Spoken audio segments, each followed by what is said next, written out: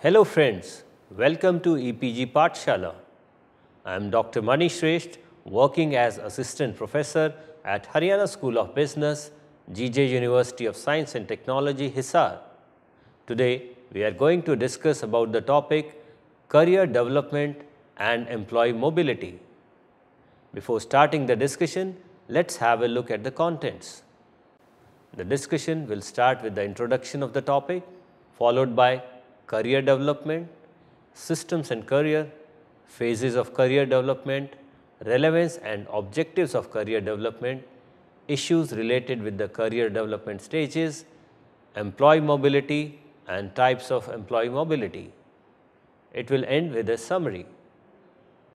By the end of this module, students will be able to understand the concept and process of career development and get familiar with the concept and ways of employee mobility.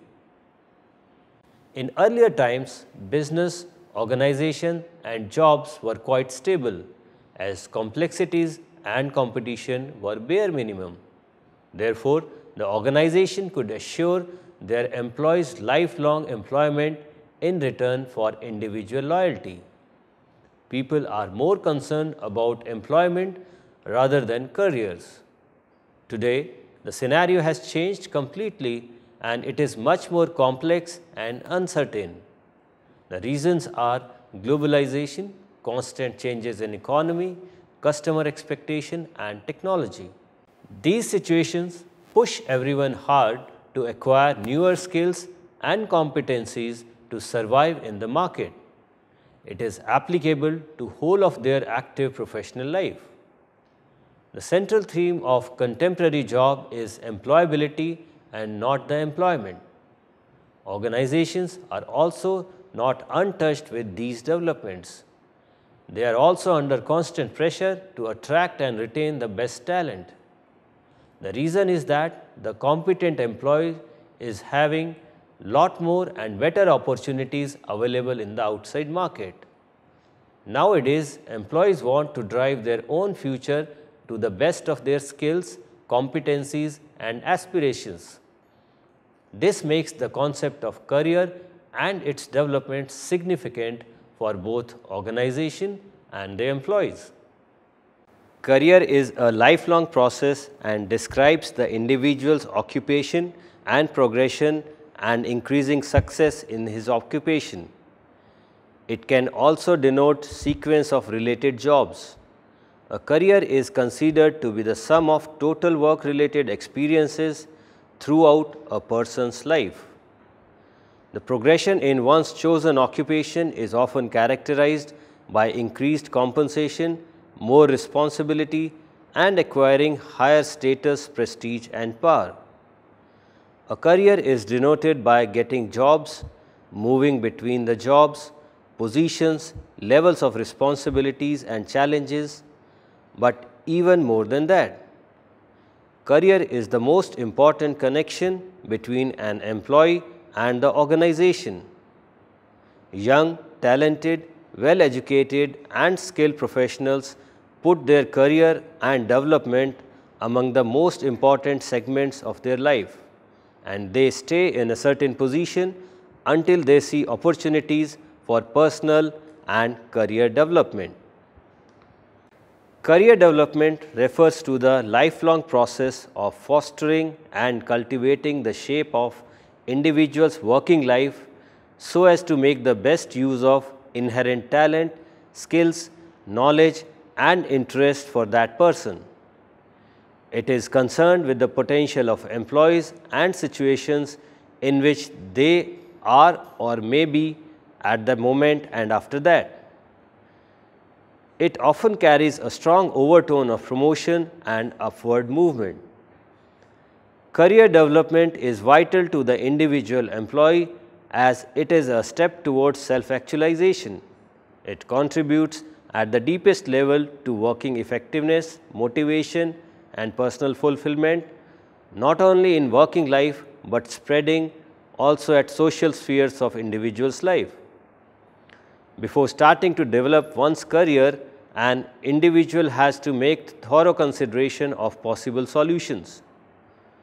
Those solutions imply all the connections and correlations between one's needs, abilities, preferences and wishes, and the organization's capabilities, needs and possibilities.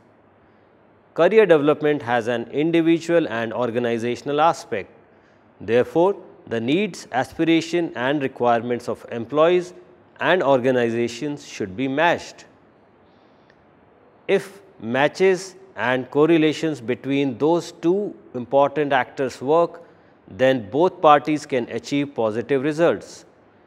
The matching between the organizations and individuals' needs and interests is of significant importance because employees can give their best only when they are placed on the right job and provided with the right development and training, but also supported with the best management. In unfavorable circumstances, the stressed and the unhappy employees will be less efficient than those who find the match between job, career and personal satisfaction. If the organization denies development opportunities to its employees, it may benefit in short run, but later it will be overtaken by those which make the fullest use of their human resources. Making this matching successful, organizations may experience increased productivity, higher organization's commitment and long-range effectiveness, and the employee may have higher satisfaction, security and personal development. The process of matching is also important because both an employee and the organization have their interest in the employee's career. Individual interests, abilities, desires, needs, choices or constraints, keeping in view identification of career goals and establishing plans for achieving these goals is crucial for the success of career development programs. However, sometimes it is very difficult to integrate individuals with the organization's career efforts because the rate at which an employee grows and develops may not be synchronized with the organization's need. The career systems in organizations are usually correlated with their goals and objectives. Career development can vary and this can be observed with recruitment as well as with promotions. These two dimensions further creates 4 categories of career development which are tightly correlated with the organization's goals and objectives as well the strategy of competition. In the event of an organization pursuing external recruitment, it recruits at least as much as it promotes within. Regarding the internal or external recruitment, the openness to the external selection can vary and these staffing systems can be more open or closed. Vertical dimension reflects the openness of the system, stressing that the more open or highly open systems are at the top, while more closed ones or the systems with low openness are at the bottom. Horizontal dimension reflects the quantity of individual competition for the internal staffing opportunities. Combination of these two dimensions, that is combination of openness to external selection and promotion competition among individuals, create 4 kinds of systems in an organization. These systems are named as fortress, baseball team, club and academy. Let's discuss each of the system one by one. The fortress has low competition among individuals for internal staffing opportunities, but high openness to external staffing at all levels. The organizations characterized as fortress are not able to focus on individual members regarding their job security or awarding their individual merits, but want to secure educated employees with the abilities of changing orientation. This system often characterizes industries with shortages in some areas and they are usually fighting for survival. Second system is the baseball team. The baseball team characterizes highly open subsystems with the possibility of entry at all career levels, and high individual competition for the internal staffing opportunities. These organizations search for those employees who are ready to engage in the highest possible individual contribution. The most important function of human resources in such organizations is recruitment, and they are more oriented to attract talents from the outside than creating from within. The third system is the club system. The club has low openness for external selection, with an entry typically possible only at the entry levels and low competition for the opportunities among individuals. These organizations are more focused to the internal labor market, and they usually promote according to group contributions instead of the individual ones. They are more interested in seniority, loyalty status, and equal relationships toward all the members than in innovation or profitability. And the last system is academy. The academy involves a fairly closed system with an entry typically possible only at the entry levels in an employee's career, as well as a high degree of training and career development based on individuals' contribution. These organizations are characterized with stability and low fluctuations. Understandably, the most important function of human resource is development, since these organizations recruit the employees from outside with the expectations that most of them will stay in the organization till retirement. Career development has certain phases, and these are broadly divided into 4. The first phase is known as apprenticeship. This phase is also known as exploratory stage. The first stage of career development cycle can be called the stage of apprenticeship, and it is part of the early career development. In this stage, an employee establishes himself, but also has to accept a psychological state of dependence. This stage begins after the education is completed and the first job is taken. This is the stage when individuals are trying to adapt to being an employee, getting established in their work, socializing with their working environment, getting familiar with the organization and co-workers, starting to achieve some initial success, and developing relationships between their career and personal life. To overcome all the problems that characterize the beginning of the professional life, the newcomers have to work close to the more experienced people. They have to develop a professional and clear relationship with their supervisors, and that is the reason why this stage is called apprenticeship. Stage 2 is advancement or establishment. The major tasks that employees deal within this stage are confronting and reappraising their early career decisions as well as their future productive work. The most crucial element of this stage is independence, which implies high competence in solving business problems and dealing with the important business tasks without directions or control of managers. By achieving all the skills and abilities stated, the employee moves from the role of an apprentice to the role of a colleague. Passage to the second stage of career development depends on the employees having demonstrated competence in some specific area. If an employee is satisfied with his career, he will become more attached to the organization. Success achieved will make his aspirations higher, while dissatisfaction with the achievement and with further prospects can cause search for other possibilities outside the organization. Stage 3 is the maintenance stage.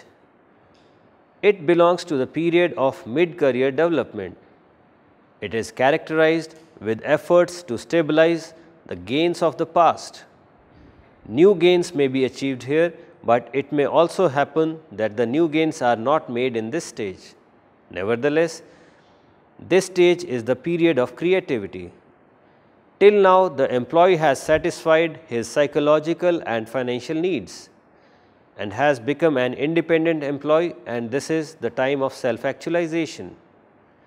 This is the period when an employee has confirmed his position in an organization, possesses requisite knowledge and skills, and does most for an organization.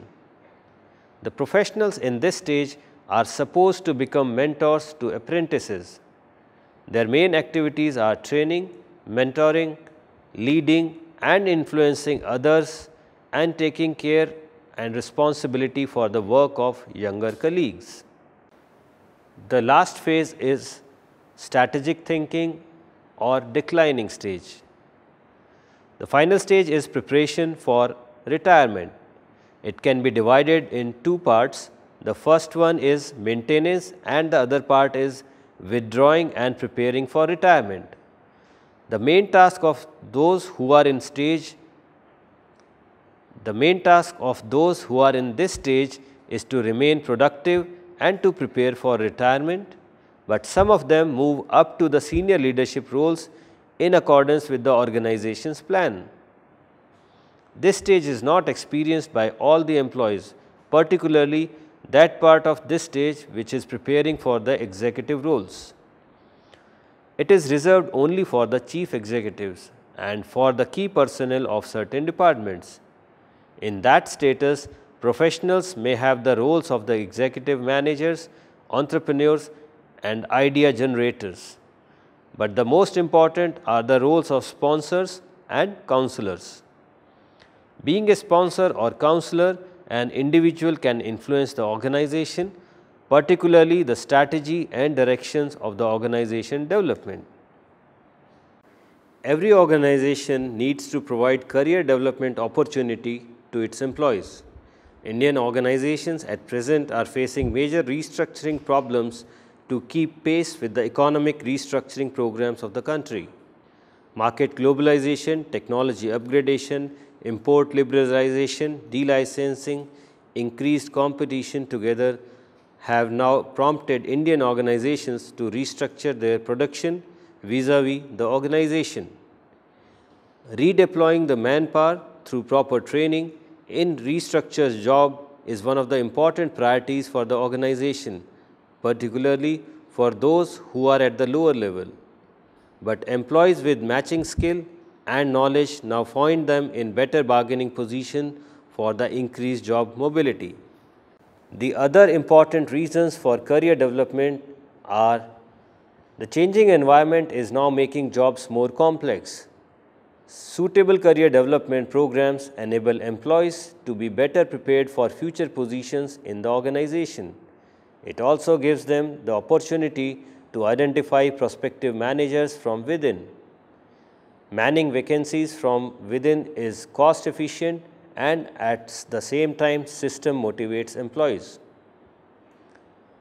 Suitable career development programs will enable the organization to receive maximum contribution from employees.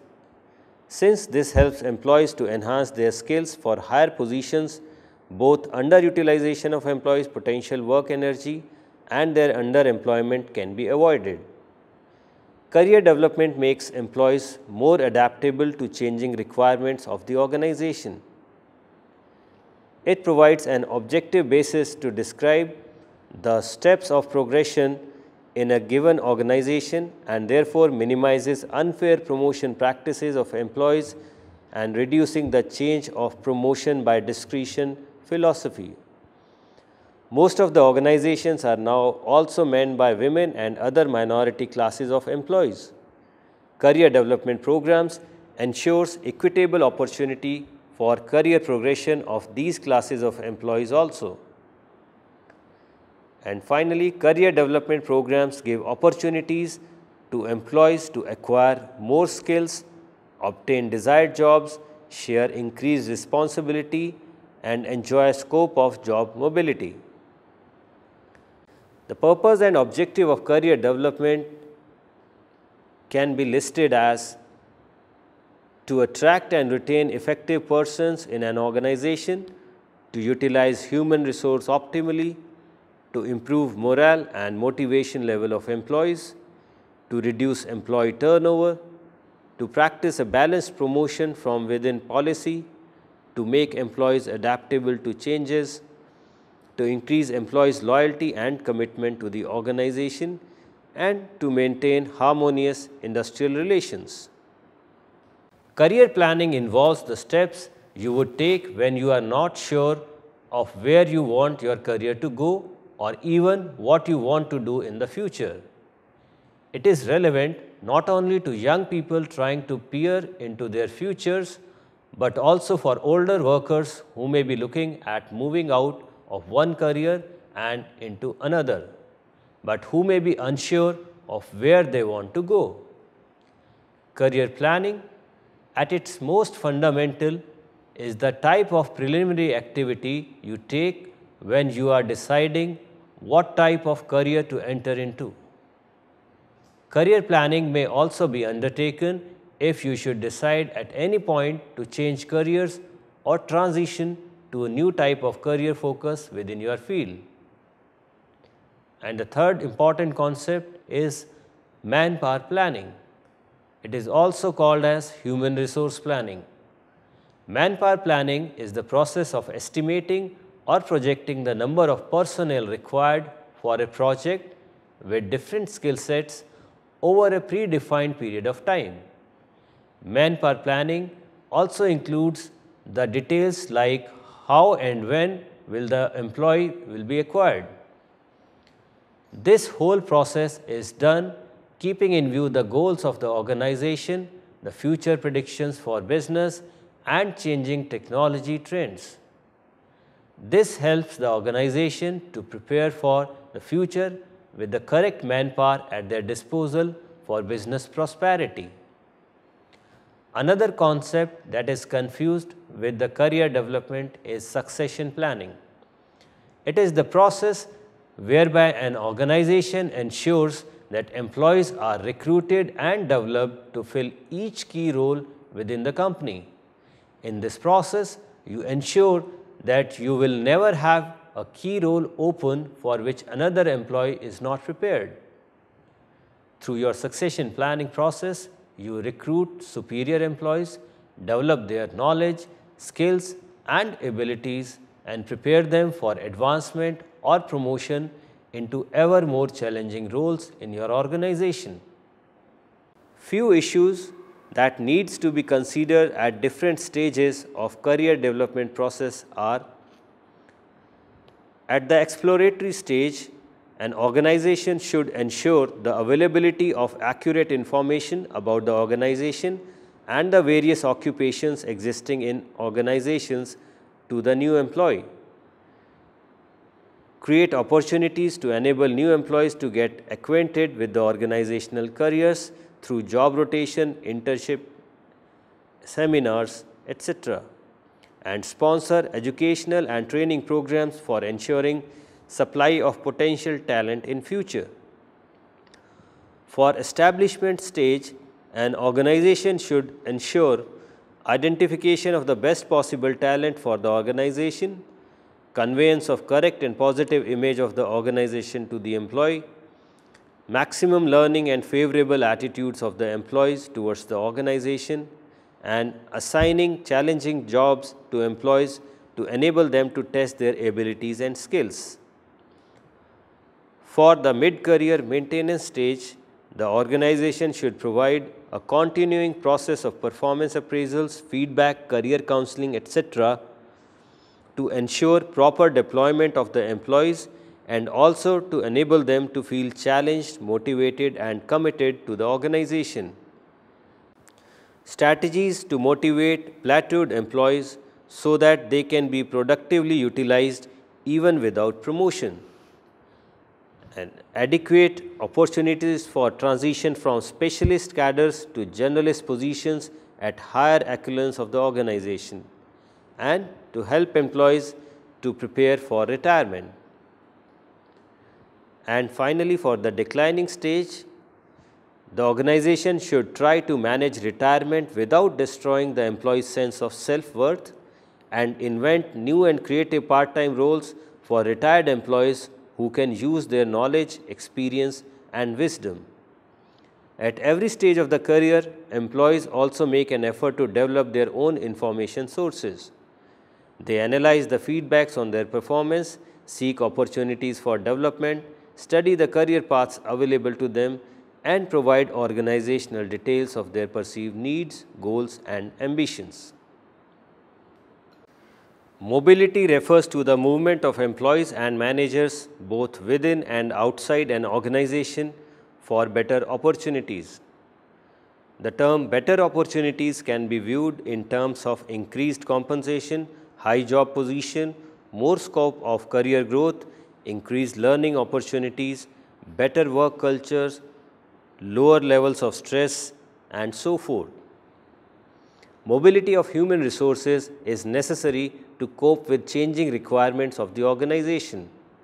The reasons of mobility lies in culmination of performance and other employment related terms and conditions.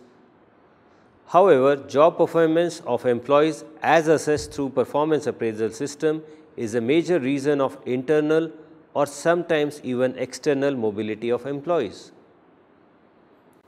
The major objectives of mobility with regard to performance management and appraisal are to improve the organizational performance. Effective functioning of the organization depends on the capability and performance of its human resources. People can work properly if job requirements are defined adequately and right man is placed on the right job. All this cannot be implemented without mobility system in place. To optimize employee performance, there should be the proper match between employee competencies and job requirements. Proper matching results in high job performance and assists in internal mobility of employees. And at the same time, employees are motivated and derive psychological satisfaction from such mobility. To cope with changes, given dynamic business environment under which organizations operate, various kinds of mobility is not only required but often desirable.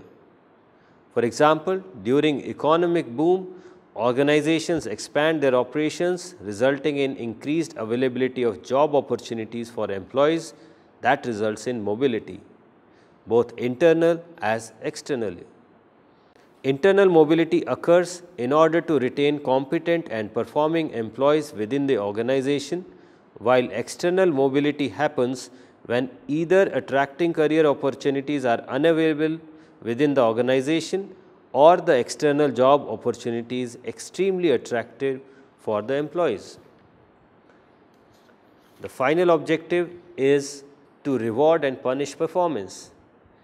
Internal mobility can be the result of both reward and punishment in order to control the employee's efforts and behaviors towards optimization of individual and organizational performance.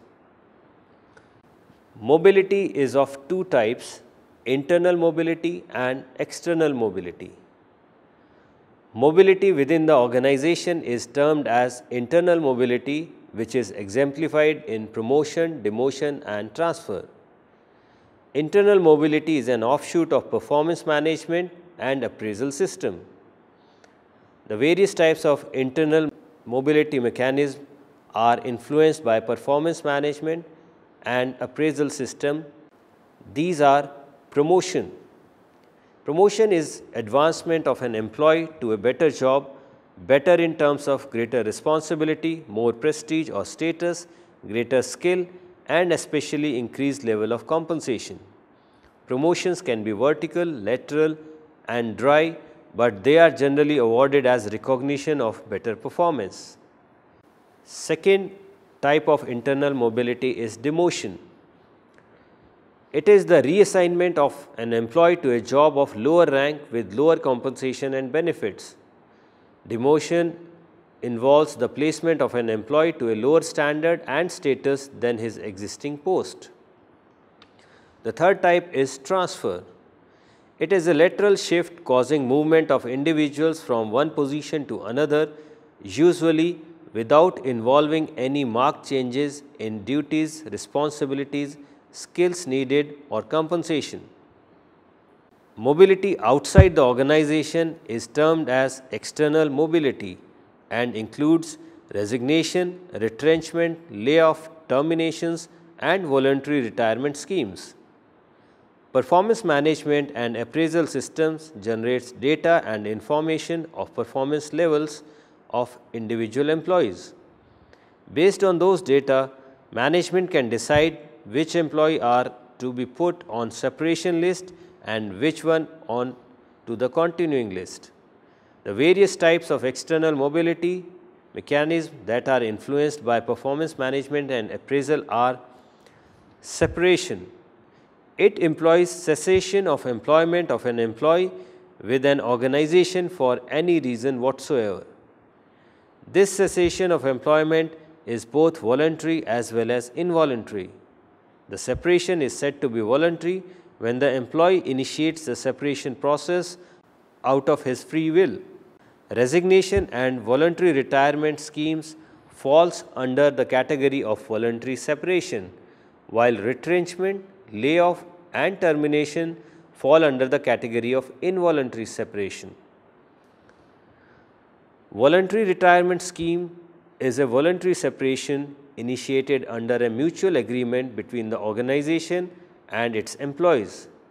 It is basically a downsizing strategy of the organization. Several private and public sector organizations had initiated such schemes to shed excess manpower in order to stay competitive. For example, many public sector nationalized banks initiated voluntary retirement schemes for their employees to get rid of poor performance and deadwoods. But unfortunately, it was later found that many good performing employees have opted for voluntary retirement scheme, with the result that the organization continued to bear poor performance and at the same time lost its horses. Thus, performance management and appraisal system play a pivotal role in management decision making on employee mobility.